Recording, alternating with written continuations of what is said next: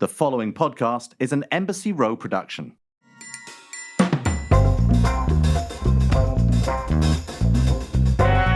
Hi everybody, I'm Nigel Barker in New York City. This is the Shaken and Stirred Show, and I'm with my co-host Tom Astor all the way in Oxford. Tom, how are you, my friend?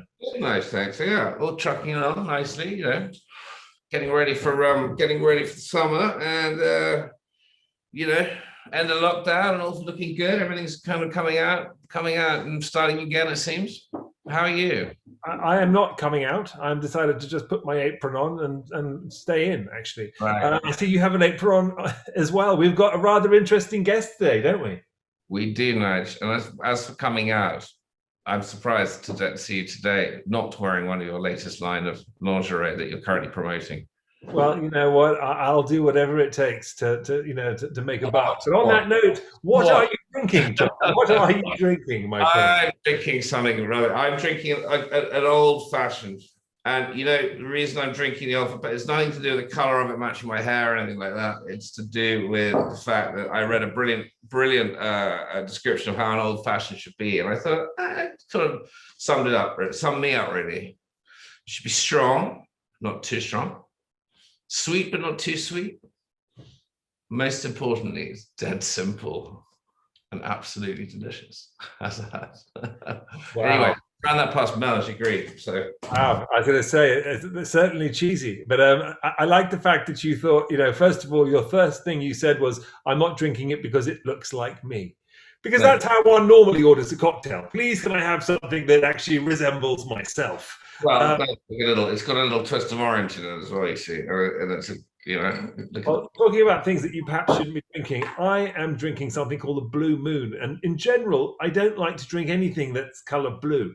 I mean, it's something off with blue, but we had a bartender, did we not, from the UK, who happens to be dating a certain goddaughter of mine, and he made something called an aviator or an aviation. I can't remember what it was, but it was made with creme de voilette.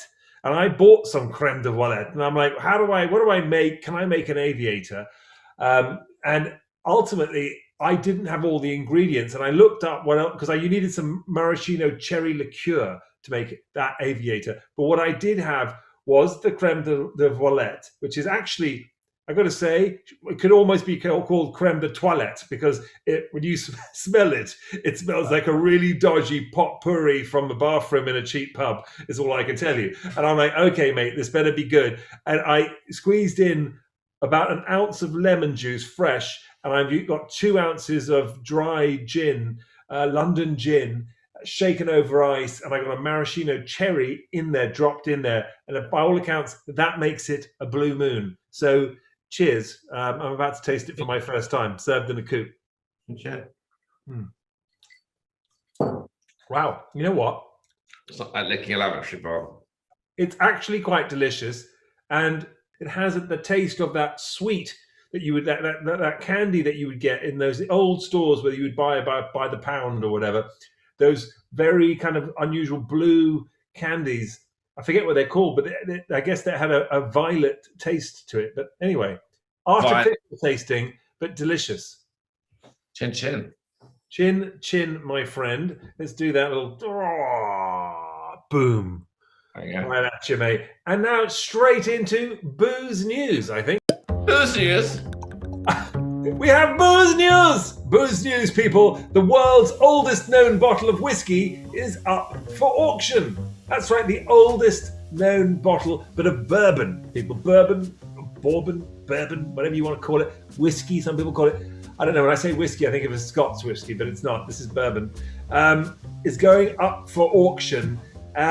According to Skinner's Auctioneers, it's going to be auctioned and probably reach around $20,000 to $40,000.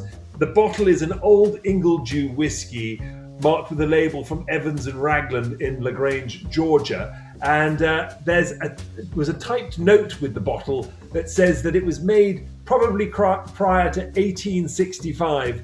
They actually put a needle into the bottle and extracted a tiny piece and carbon dated it. And there's an 81% chance that, in fact, the bottle dates back to 1763, which will make it the oldest bottle of bourbon in existence. And quite frankly, a 250-year-old bottle of whiskey, I'm not sure anyone's going to be drinking that when they buy it.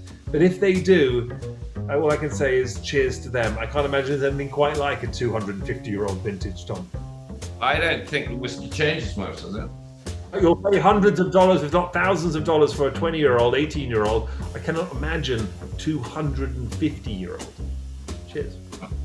Yes. My booze news. Now, onto aprons and kitchen gear. So our guest today, you could describe as a dreamer, a hustler, a fighter, a doer, a maker, a shaker, a stirrer. Tom, she's just like one of us, old boy. She's grown her apron and kitchen gear company into a multi-million-dollar empire, not like us, that outfits restaurants worldwide, is sold in stores across the country and can be seen on the Food Network and Bravo, like us, and is beloved by home cooks everywhere. I even have one of her aprons on right now. That's right, this in my kitchen. Please welcome the CEO of Hedley and Bennett, Ellen Marie Bennett. Ellen, how are you, man? I'm so good. I'm so happy to be here with you guys. Thank you so much. What are you drinking? Cheers to you, by the way. I know, right? Well, I was actually going to find out what you guys were going to make, and I would riff off of that. Oh, that's interesting. Look at that. You know what? It's funny. I had the call yesterday from one of our producers, Stephanie, who said to us, there is a request to know what you're drinking. And I literally wrote back to her saying, you know, after several years of doing this, Tom and I have never once given away what we're drinking before the show to any of our guests. And I said, funnily enough, we have never even told each other what we're making. Oh my God. So that's why it wasn't to try and be difficult or weird or awkward. We simply had never done it. And I suddenly thought to myself, we probably shouldn't start now because we're not very good actors over here. You know, we ask each other what we're drinking on every episode and then react to the fact that Tom half the time is drinking something that looks like himself. It's nothing more complicated than the fact that we have absolutely no idea what we're drinking until about 20 minutes before. Amazing. Well, I have like grapefruits here, so I figured I could do something with some citrus.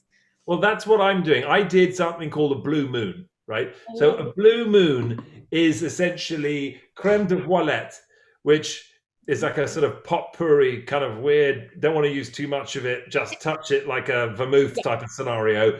Gin, London dry gin, and an ounce of freshly squeezed lemon juice, shaken over ice, and then with a maraschino cherry popped in. It's a kind of like an aviator, except without the maraschino cherry liqueur. And Tom's drinking an old fashioned. Ooh, Tom, my kind of guy. That sounds so good. Damn. I mean, if it wasn't describe you and you're her type of guy.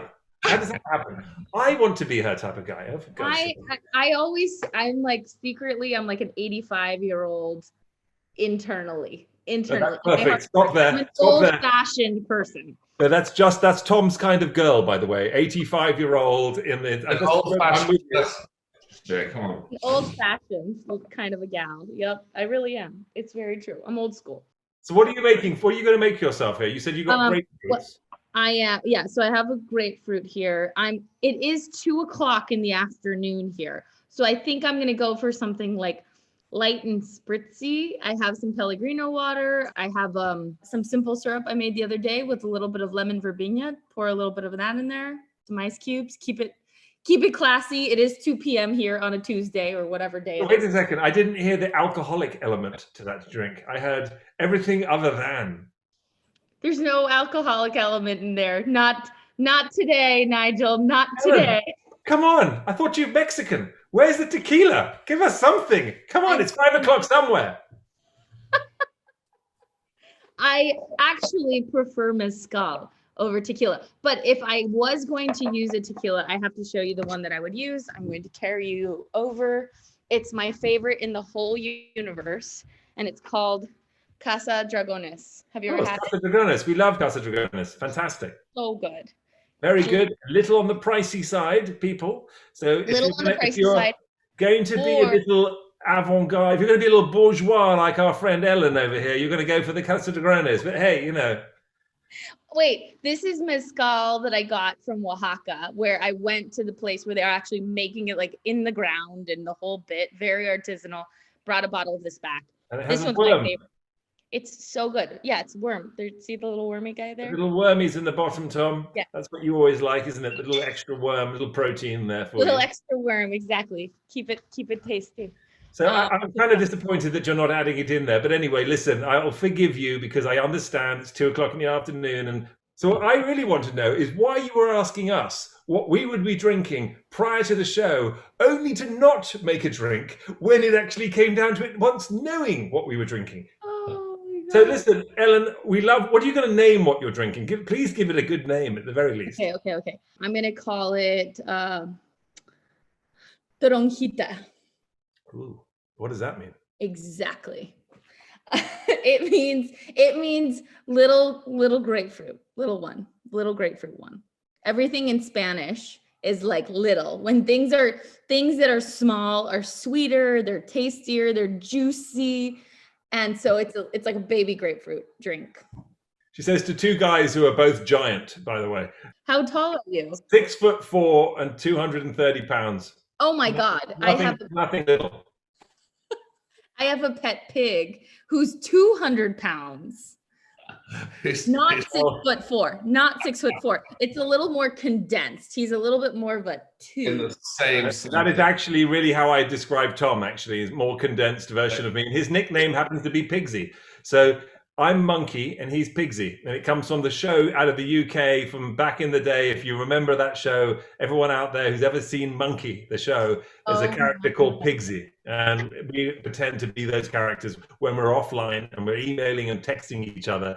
And he does a little Pigsy face from the emojis that speaks. I can't jump in on the end of this conversation because I don't understand pounds and ounces when it comes to weight. So I'm sorry about that. I can't. Oh, well, he's really fucking big. He's really big.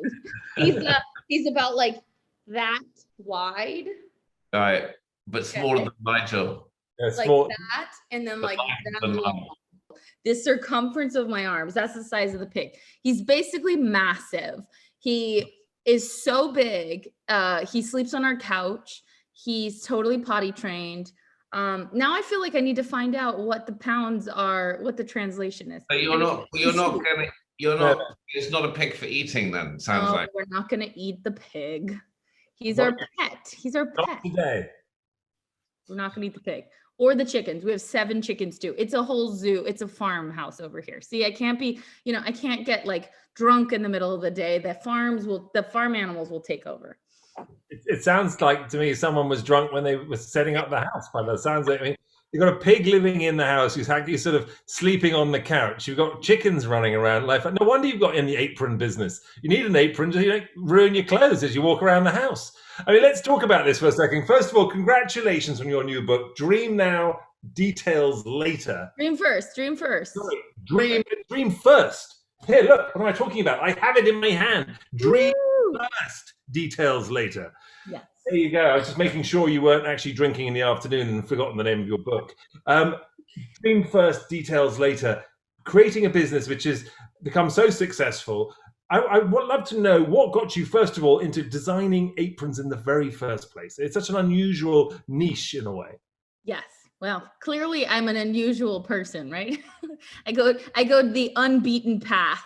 I was working at a restaurant here in LA, a 2 Michelin star restaurant, and we were making spectacular food. You don't go there and spend less than $700 a person. Like, it's that kind of a meal.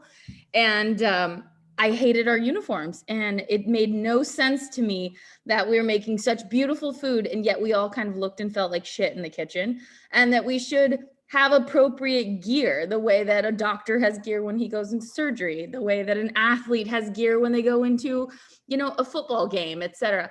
And nobody was doing it, and it was so overlooked, and it was a commodity. It was just like, yeah, you wear an apron and that's what you do, and you don't think about it in a kitchen, just like you need a cutting board and a knife. But knives are great and the cutting boards are great. Why did no one do this with aprons? So that's what started it. And honestly, everybody, Nigel, was like, good luck with your little cute apron idea. Like they thought of it as like a grandma apron. And I was like, no, this is like a suit of armor. Like you're going to go into battle and you're going to wear something that makes you look fucking awesome. And that was that. I had the thought, I made the decision, and very much like my book, Dream First, Details Later, I just decided, dreamed it. And then I got an order for 40 aprons out of the blue after I had decided this. It was very kismet.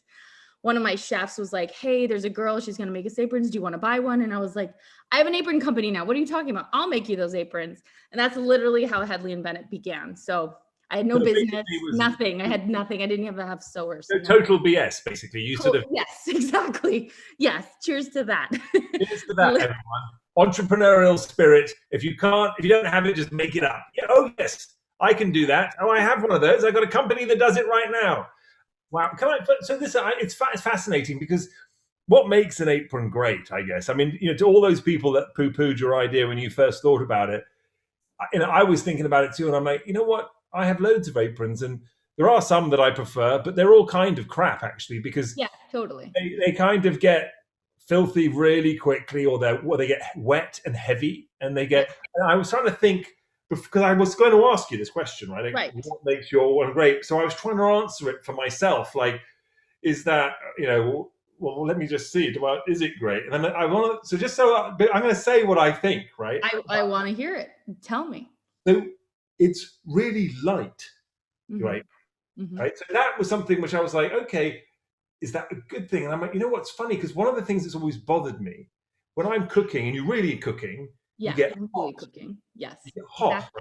Right? Yep. So, because sometimes I just wear an apron to look good. So, but when I'm really cooking, you get hot, and I'm like, the light apron. This is your apron. I pulled it to wear when I'm cooking, because it actually I stay cooler, especially in the summer and what have you. I'm like, so that makes sense. Then the fact that it's kind of waxed as well. I noticed that I at one point was cooking, I put something across the front of it, and I was able to get a wet cloth and just wipe it off actually. And that was something which I'm like, huh. So are those the sorts of things, the innovative things that you were trying to think of to make different? And of course, it has pockets, and it's got something to hang something on the side, and it's got all these sort of gadgety things on it. Yeah, no, I mean, the truth of the matter is I am like my culture. I'm half English, half Mexican. So I have this like split brain of hyper structure and process and function. And my grandfather Hedley was an engineer, and my dad is an engineer, and my aunt is an engineer. They're all fucking rocket scientists. Like they just analyze things all day long. And then on the flip side, you have like my Mexican family that's just creative and colorful and like scrappy and figures shit out, and it's just like resourceful. And so I think of Hedley and Bennett's design as a little bit of a smash up of the two cultures. It's like form and function. It's like the logic and the science of how something works, but then also, does it look good? Does it feel good? Does it make you look proper? Do you like put it on and you're like, yes, I can do this. So when I was designing it, everything was like, okay, talking to chefs. What do you hate? What do you love? What do you need in an apron? All right, your pockets rip off. Great, let's reinforce the pockets. The straps need to adjust because everyone has different size chests. Well, that makes sense. Let's do that. Even the fabric, to your point. A lot of people were like, oh, I love a big, thick, heavy apron. It's like you put that shit on and you do not want to be cooking in a heavy apron. It's like you're wearing a drape on top. And so I really leaned into just, does it work? Does it make sense? And what are people's complaints? And because I was also a line cook myself, everything was falling apart in the kitchen. They're like paper thin. They don't adjust. People make them out of polyester. And I wanted to use the best ingredients, just like at the restaurant I was working at. I'm like, okay, we're flying fish in from Japan. We should probably get Japanese denim because it lasts longer. It looks good. And truth be told, chefs are very particular, right? So if they didn't like something, you better believe I was hearing an earful about it from day one. And so I just became very good at getting that feedback and processing it into the aprons that we made. So these aprons last, like 9 years. Like I have people that literally have aprons from year one still today, and they're just bulletproof. They're really like built to last. I knew someone whose family were in double glazing once, and they did incredibly well in the middle of the last century when double glazing became fashionable, and they didn't. And they did, yeah, phenomenally well, and they made their product was bulletproof. And the only complaint the guy had who started the company was that he hadn't put a fault in them. And as a result, having sold hundreds of thousands of these units of double glazing all over the country, he found after a while that he'd pretty much double glazed everything, and no one was calling him up saying my double glazing is broken, because he said I should have put a fault into it. Oh, because it was too good. They didn't want another one. Yeah, so you know, there's no good people wearing your apron 9 years later. What you want is people, you want definitely eventually want that strap to go. Well, what's interesting about what you just said is when I first started, we were only outfitting chefs. Now 80% of our business is actually home consumers. So it's cooks at home, and we have so many styles now that are colorful. We do collaborations that people come back for more, not just because of the function, but because of the design. So it's become a fashion statement. And we literally have apron heads, like people that have 15, 20, 30 different of our aprons. And every time a collaboration happens, they're like, oh my God, the Vans times Hedley and Bennett apron just hit. We're getting it. The Madewell apron just landed. We're doing it. Like we're just starting to talk to Liberty of London right now. It's like, okay, cool. When that hits, people are going to want to go and get that. So just continuing to evolve it outside of just the restaurant industry is really what took Hedley and Bennett to the next level. We didn't just stay outfitting chefs. No, but do you think that you were instrumental in that actually happening? Because it is a pretty strange phenomenon. I mean, there's, you know, well, I've been working in fashion my entire life, okay, and I've seen some pretty crazy things go on, and no doubt there are brands like Supreme, for example, that can put their name on almost anything. Like a Supreme apron, for example, everyone would be like, I want a Supreme apron. I want, you know, anything with Supreme on it, you want it, right? But you're the actual product, and you're not the brand. You obviously are a brand, but it's the concept that you've taken aprons and somehow made them chic. Is it because, do you think, that cooking itself, through networks like Cooking Channel, Food Network, and what have you, have become cool and sexy? Chefs are so big, so famous. So, you know, is that a big part of it? I think it had to do with it. It contributed, right? Like when you see Martha Stewart and David Chang and every show that you like on the Food Network, you see that little red ampersand. You're like, that's the Nike symbol. That's the, you know, your shirt, you have a Lacoste shirt on. It's like you recognize the alligator and you're like, that's cool. And so it became this sort of symbol in the culinary world that if you knew, you knew, and you cared about quality. And it wasn't just like, oh, I'm outfitting my team with whatever. I'm having them wear Hedley and Bennett. So they're a part of this like tribe of people that like show up and give a shit. And that is really, I think, what separated us, because it gave it more than it wasn't just a garment. It was like a meaning. It was an attitude you kind of like showed up with. And it didn't matter if you were a line cook or the executive chef, you were somebody in that kitchen now. And it gave people an identity and a way to like look different, which I think is really powerful. And then when you double that up with my own wild ideas of like, well, this isn't just an apron for the culinary world. Like we're doing, you know, we're making aprons for chefs all day. Well, what if we team up with other brands that we love all day? And that shoved us out of the culinary world. It took me from here to Hedley and Bennett being able to partner with a brand like Vans and making a shoe together.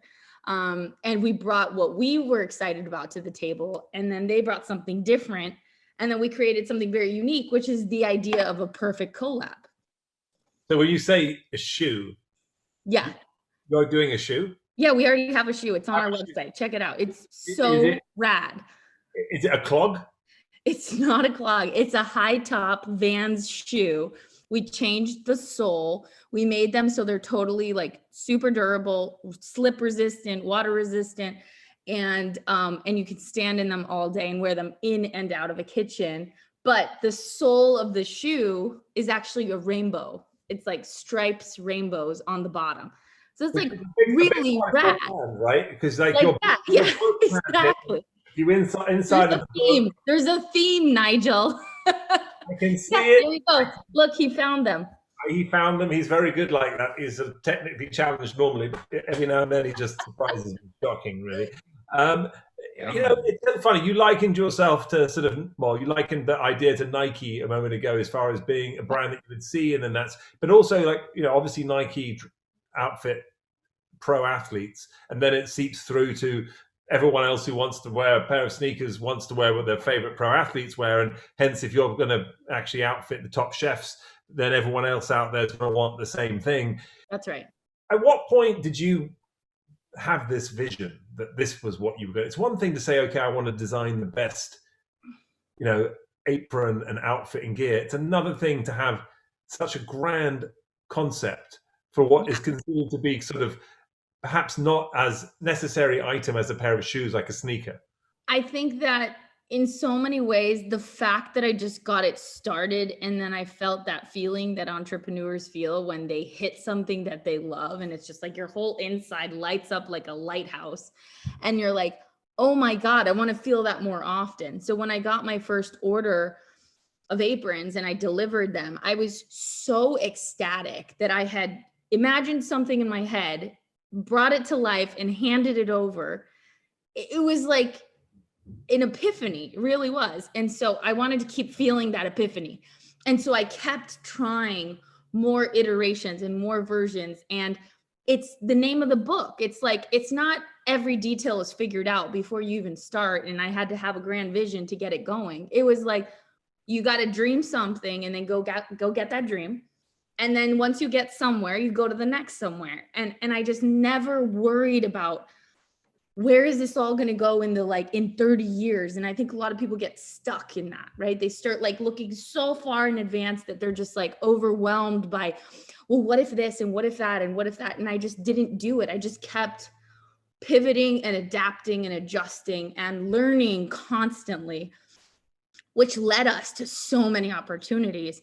And if I saw something that was successful, I did more of that. And when I fucked up on something, I did less of that. And I was like, okay, what did I do wrong there? How do we change that? And that like willingness to fail and to lean into every situation kind of helped make this windy path to a place where I realized, okay, this apron is more than just a garment in a professional kitchen. There's home cooks that want it. There's people, brands that want to work with us. Like, let's go after those opportunities. So it's interesting. In the book, first of all, congratulations on it in many ways. It's so dream first, details later. You've got this, you know, the graphic design, the look, the feel of it. It's really nice. I mean, it's got this sort of matte color scheme going on. It's got all these rainbow colors. It feels like it's out of another era slightly.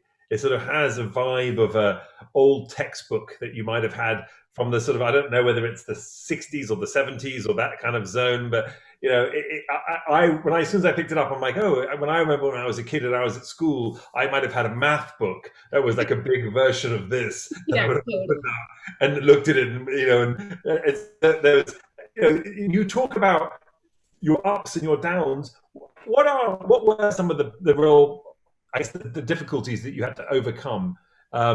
Both, I guess, being a woman in business and we've had a lot of chefs on the Shaken and Stirred show, and a lot of female chefs have sort of said to us just how difficult it was to sort of succeed in this, well, in a very sort of male-dominated world. Was that the same thing, working, you know, trying to create a business within that world as well? Yeah. I think I credit my mother for this, but I always focused on what I had and not what I didn't have. And so I was quite resourceful. And because I was a woman and not a man, and I realized like men in kitchens were very competitive. They were serious. They were aggressive. And I was like, all right, well, I'm not like that. What am I then? And I was like, okay, well, I can talk to people very comfortably. I am excited as hell about what I'm doing. I have something that I'm going to deliver to them, which is like make them look and feel better. I can collaborate and like really listen, like lean into them. And so when I kind of realized that those were strengths that I had, and maybe I wasn't like men, but I was like Ellen, I just leaned into it. And it was really cool because I actually stood out in kitchens. I wasn't trying to be like everybody else. I wasn't trying to be like the other crayons in the Crayola box, if you will. I was just like myself. And it made people notice me in a way that I wasn't afraid of not being like them. I was just like, yeah, I'm working on this thing and it's really exciting and I'd love to show you what I'm up to. And they'd be like, well, sure, come by the restaurant. And then I would be real. There's a line in the book, I call it humble enthusiasm. And humble enthusiasm is like, you're excited to share, but you're excited to learn at the same time. And so I'd come to somebody and I'd say, here's what I'm working on. What do you think? I would love to hear your opinion on this. And like, how can you, what are your thoughts on how we can make this better? And so everybody was collaborating with me. So they felt invested in it. And it made them kind of like take down this armor, this chef armor that everybody has. And then they were just like giddy little kids that were like, holy shit, someone's going to make me something that's going to make me look better and feel better in the kitchen. And I get to design it and put my opinions all over it and they don't care. Amazing. And so I had these like very serious, like the Jonathan Bennett is in the book. He was the chef at Thomas Keller's French Laundry and Per Se in New York for like a long time. Like this man gives no fucks. And he was so committed to Hedley and Bennett's success because of these conversations I had with him, that really made it very successful for me to just like be myself and not try to be like everyone else. And that's I explain that a lot in the book. Just like you got to lean into your own special sauce and your special magic, because like that's what the world needs more of, not you trying to be like a serious stern chef like everybody else is. No, you have. I mean, there's all kinds of great tidbits in the book, actually. And one of the things I like, you have this sort of your master to-do list, and you talk about things like little scary things that you have to get over, and be your own cheerleader, and various things like this. These sort of tidbits to help people get. What do you mean by what are these little scary things that you're talking about that you have to deal with on your list? Yeah. So it's like showing up to do something that's definitely out of your comfort zone, right? Like opportunities don't just land on your doorstep. You have to show the hell up and like do something that's a little uncomfortable. And when you do these little scary things and then you land it, you actually have a better chance of landing something bigger and scarier the next time you show up and do it, right? So it could be as basic as, I don't know, getting up early to go to a class that you have never done and you suck at spinning and you show up to the cycling class anyway and you do it and you get out of there and you're like, I did that. Or signing up for a marathon and you've never run a marathon. It doesn't matter because you get in and then you start practicing and you have a goal and somewhere to run to. And then you do the marathon and you make it and you're like, oh my God, I'm stronger than I thought I was. And so these like little scary things push you forward and no one's around to tell you like, Nigel, you should really work on your cooking skills, right? You have to be your own cheerleader. And so you got to decide you're going to go to the grocery store and buy the ingredients and get the cookbook and do the work. And no one's going to do it for you. So it's just like a reminder to people that if you want to succeed, stop waiting around for anybody to come and like do it for you. Just fucking do it yourself and start trying.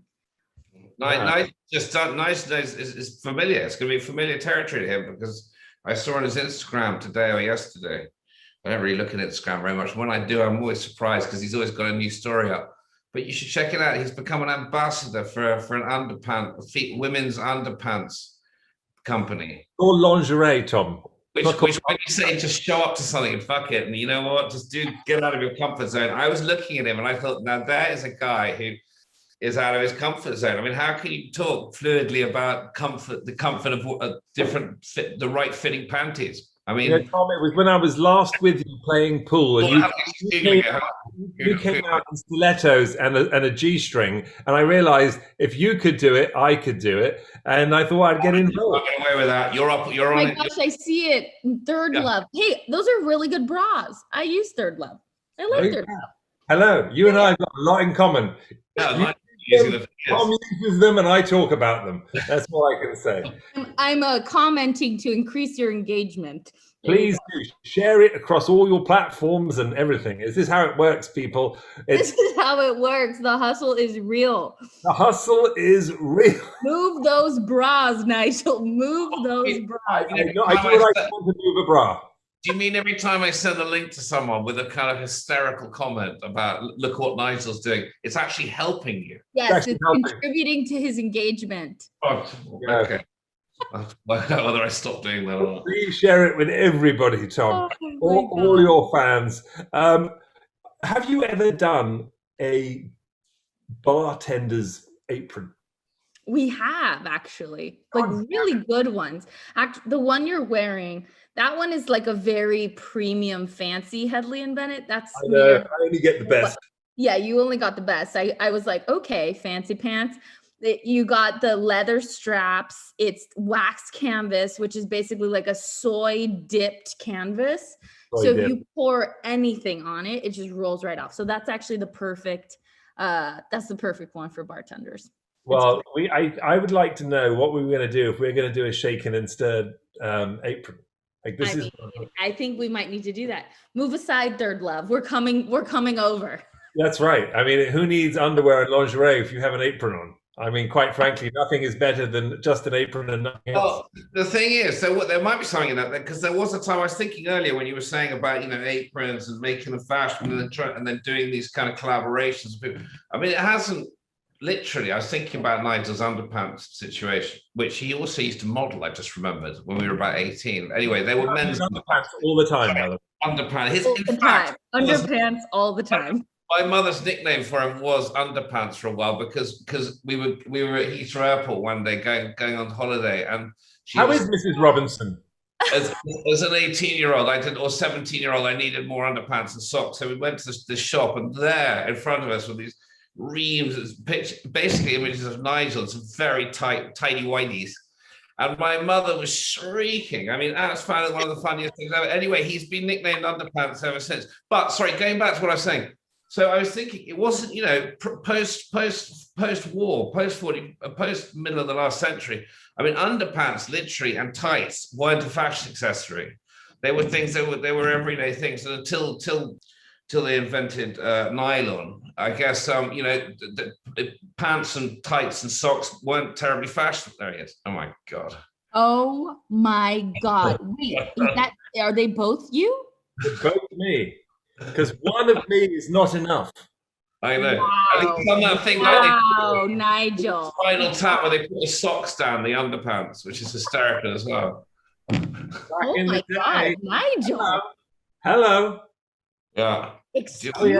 If people could only see our faces right now, the exclamation marks on our eyeballs are extreme. Everyone out there in podcast world, go to my Instagram at Nigel Barker. In fact, I might just share this on at Shaken and Stirred. I think you should. In fact, Ellen might share it too. She's probably going to take my story and share it. I'm going to take it and I'm going to repost just to increase engagement for you, Nigel. Show those abs to the universe. We need to cover it with an apron, though, is what I think. We need to and hold the book at the same time, just to be a little more prude. Watch it. He's hijacking your podcast here. Cover your chest with the book.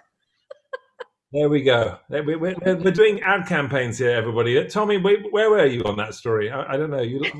Stop hijacking her podcast. No, what I said was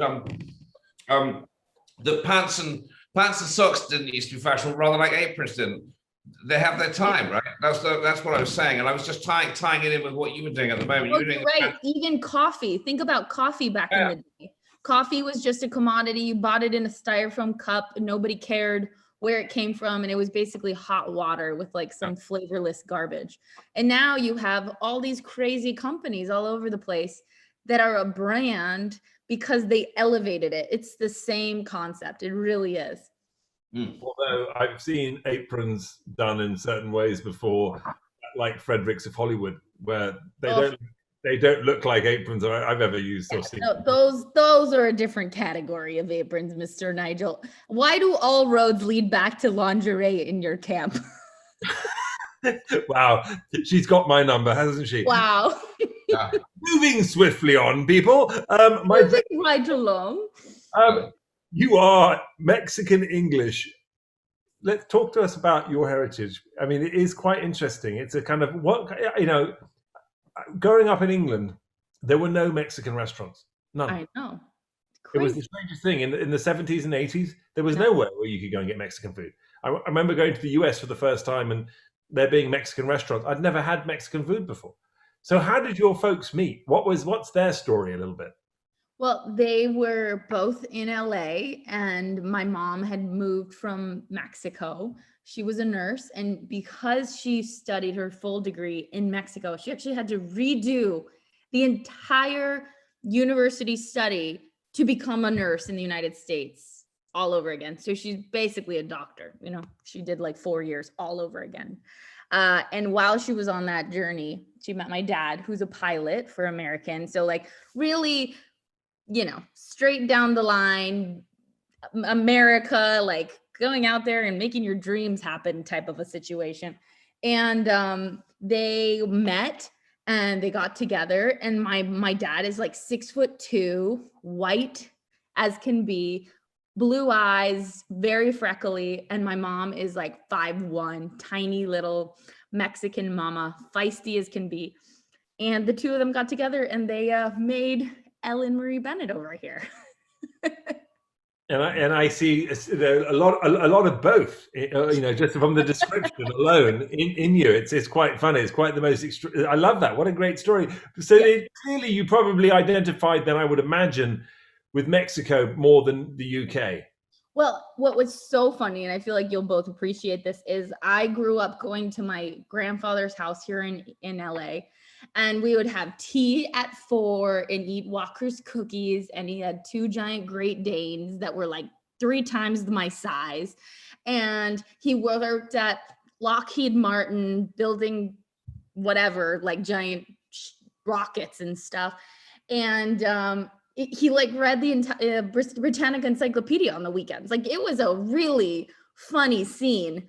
And then you had my grandmother, Elsa, who like made apple pie from scratch and whatever. And on the flip side, my Mexican family, it's like I was running around the streets of Mexico barefoot, playing soccer and like running to the street corner to get tortillas for lunch and like go to your friend's house, but she doesn't have a floor in her house, but it doesn't matter because they're the loveliest and they're in the neighborhood and who cares? And it was such a radical difference in perspective, but I loved how alive people were in Mexico, and everything was so proper and like British on the other side. And I loved it too, right? We like watched Amadeus when I was like 5 years old. I mean, it was really ridiculous, but that was one side and I got the other at the same time. So I got to kind of take the best of both worlds and make my own world.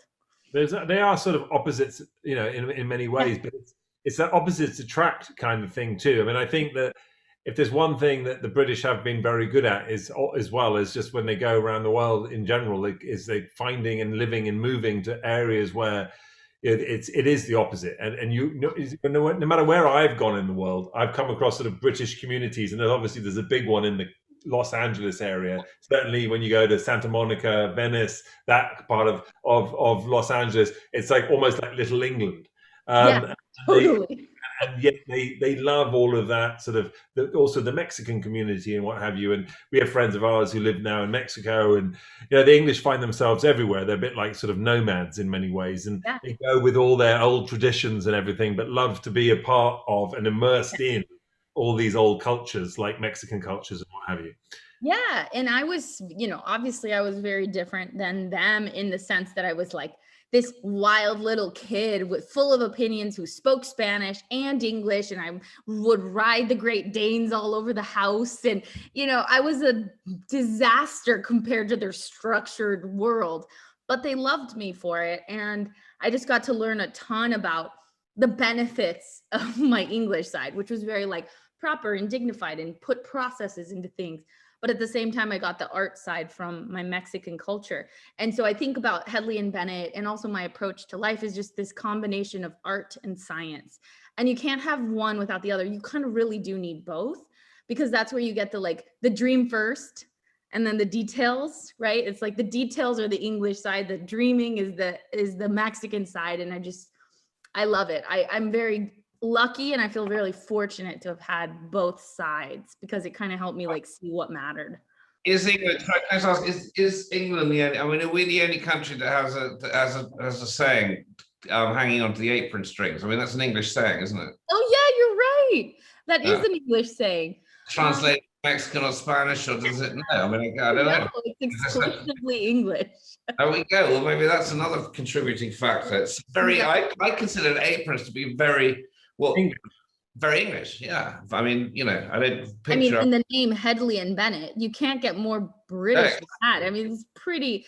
People used to think that the company was like a bunch of old white guys. I was like, no, it's me. Like some regal law firm. I'm like, no, it's me, myself, and I, and my grandfather, who was not around, but in his honor. So You need to get a little royal crest now. You need to I know, right? with one of those princes, and well, actually, you've got one out there. Haven't you? Actually, no, he's not allowed to do that there because he's lost all that. But that you should try and get one. You should send one over to the royal house over here and see if you can get yourself a little, you know, one of those little badges on it. It'd be hysterical. God. Well, my little badge, I love, Nigel, that you're wearing a Lacoste shirt, because that was actually the inspiration for the ampersand. Yeah, there it is. I wanted a little logo that was symbolic without being obnoxious, you know, something that you see and you're willing to wear, but it's not overbearing, and it's not like Abercrombie and Fitch across your chest. It's just classy and timeless. So I love that part. I think really came from the English side. Just like Headley and Bennett is about being timeless and elegant, and you can't quite put your finger on like when it started. It's just been around for a long time, right? Like Herman Miller. Because I was thinking of doing a shaken and stirred apron with shaken and stirred written all over it, just like shaken and. Don't do it, Nigel. Don't do it. Keep it classy, San Diego. Oh, well, listen, we're this part of the show, we have a thing called last orders. We love to jump in. It's a kind of rapid fire question kind of moment. Super easy. I think you're up for it. I think you're more up for it than you're so kind of on, partly because you haven't been drinking, which is part of the problem. We need to address this. Well, also, by the way, what time is it over there? It's always 5 o'clock here. Well, he's in New York, and over here it's 11. 5 o'clock. Oh, okay, well, there you go. All right. And I'm 11 p.m., quarter to 11. Oh my God. Okay, all right, give it to me. All right. Hangover cure. As she bites into a lemon, everybody. What are you eating? What is that? Is that your grapefruit? It's the rest of my grapefruit. Look, I asked her a question, and she just bites into a grapefruit. Isn't it? Sorry, you need to say pomelito. It's a pomelo, isn't it? Pomelo is another name for it, but no, I called it toronjita. Toronjita, is that another name for grapefruit? Yeah. Okay. Exactly, little grapefruit. Ita is little. Yeah, pomelo. Yeah. Right. Like pomelito would be little pomelo. Okay. Cure for hangover. Oh God, sleeping. That's it. What you do? So boring. Or micheladas are really good for a hangover. You know what a michelada is? It's like a Corona, and then they put tomato juice in it, and then you line the rim with tahini, and then you put like it's a little bit like a Mexican Bloody Mary, basically. There you go. Tom's great uncle invented the Bloody Mary. Really? For real. Yep. You should have started with that. Not the Mexican one. Not the Mexican one. My uncle started the Mexican one. Well, there you go. You're great. The one actually sounds not like a hangover cure, but rather like you wished you never drunk at all, because if this is what you now have to drink, oh shit. A Corona with tahini or whatever wrapped across it with tomato juice in the beer. It's like someone spilt your drink and then you drank it anyway. Midnight snack. What is your go-to midnight snack? Oh, it depends what kind of a day I've had. But if it's been a doozy, probably Annie's mac and cheese, which is just like a little kid version of macaroni and cheese with really good white cheddar. Oh, it's so good. Wow. And I like the noodles that have shapes, so that like they absorb more of the cheesiness. Really, just so funny. When I first saw you, you kind of reminded me of Dora the Explorer, and now I'm hearing you like those sort of animal shapes in a pasta sauce. The whole thing is like it's becoming real. Oh my God, Dora the Explorer. I kind of do look like Dora with this hair. Kind of right now. I don't know if I should be offended by that or if I should be honored. No, come on. Dora the Explorer is the best. I loved her. My daughter adored her, but she was like, looked so kind of sweet and like was like always going to get her. And so you probably know Annie's mac and cheese then. If you of course I do. Okay, good. Just checking. It's fantastic. Don't tell me you haven't had a bite of it. You know it's good. I don't eat it. No. I refuse. No, never. You need to have a bite of it next time. Okay, give me the next question. In 21 years of living here, I have bought it for my children. My kids eat it, and they eat it even when they're not hungover, which is a good thing because they're only 15 and 12. But I can see it being hangover food, but I just don't like mac and cheese. It's the funniest thing. My entire life, I've never liked mac and cheese. Wow, I'm sorry. Yeah, that's just weird. No, I don't know what it is. Something about, I don't know, the two together, just wrong. Anyway, it's not about me. What about fish and chips? What's your hangover food? Well, Bloody Mary is right up there. I'm a hair of the dog kind of person. I do think that actually that is the cure for pretty much all hangovers. But it's also a couple of things. So for me personally, it's I like to drink like probably about a liter of water right before I go to bed. Oh It's yeah, that is hydration crucial. right before. Doesn't matter how whatever you drink that water, Yeah. and then because what happens at the night, it's basically you're getting more and more dehydrated. Your brain is shrinking. Yeah. And you wake up and you're like, completely ah. So drink that water so it's just in your system. Yeah. And then, but funnily enough, almond pancakes with banana, cinnamon, proper pancake mix. Oh, you need food in the morning when you've got a hangover. So anyway, there you go. What gets your goat and what floats your boat? I think I have a really good egg radar, meaning I can find people that are awesome humans out in the world. I think the thing that bothers me is when people become really successful and then they become not nice. That really gets my goat. It's like the more successful you are, the nicer you better be, because you better appreciate the fact that you made it somewhere and be nice to the people around you. So that really like gets my goat going in the wrong direction. And then what really floats my boat? I love simple stuff. Like I love coming home. Don't say Annie's mac and cheese again. No, I was going to say, I love coming home with like a box of pizza, like, cold. It doesn't even matter. Not Annie's. And just like hanging out with my husband and the pig after a crazy ass week. Like last week, my book launched across, the world. And we were on the Ellen show and we did all this crazy shit. And all I wanted to do was just get home and hang out with my husband and the pig on the couch and eat like cold pizza. And it was just the best, just to get to appreciate the special stuff with simple moments is really nice. That's what floats my boat. First of all, I mean, your husband seems like an extraordinary man considering everything that's going on around him, but he has to share the couch with the pig. Yeah. The pig is like 3/4 of the couch. It's really sad. We really just jam ourselves onto the edge. And does the pig have a name? Or is he just called the pig? Yeah, no, he's very regal too. His name is Oliver. Oliver? You might have to be our next guest on the Shaken and Stirred. I know. I'm like, where is he? I was going to show you guys him. He's very... I've actually seen him on, now I realize what I was looking at on your Instagram. I wondered why this pig showed up every once in a while. I wasn't quite sure. I kind of just glossed over it without really realizing and clicking on it. But I've seen the big blob. Black pig, brown, dark pig. Amazing. In the movie of your life, who would play you? Oh, wow. I really like Anne Hathaway. Probably she already did the movie, The Intern, and that movie felt very sort of similar to my journey a little bit. I don't know. Anne Hathaway, I think she's cool. Wow, I never would have pegged you as an Anne Hathaway. Really? Why? I don't know, because I see a lot of other actresses out there. Zooey Deschanel. You know what? I never do this. Tom can attest to this, but just talking to you right now, I would like Juliette Binoche to play you. Oh, wait a second. What do you think, Tom? Do you approve or you disapprove? I think that I've never pegged anyone as Dora the Explorer as well, but he's gone from Dora the Explorer to Juliette Binoche. I'm going for it today. I think Juliette Binoche sounds like a sort of an attractive property. Yeah, I think. Hey, Tom, this is Oliver. Do you see him? Yeah. Yep. He's reading a book with my husband on the floor. Casual.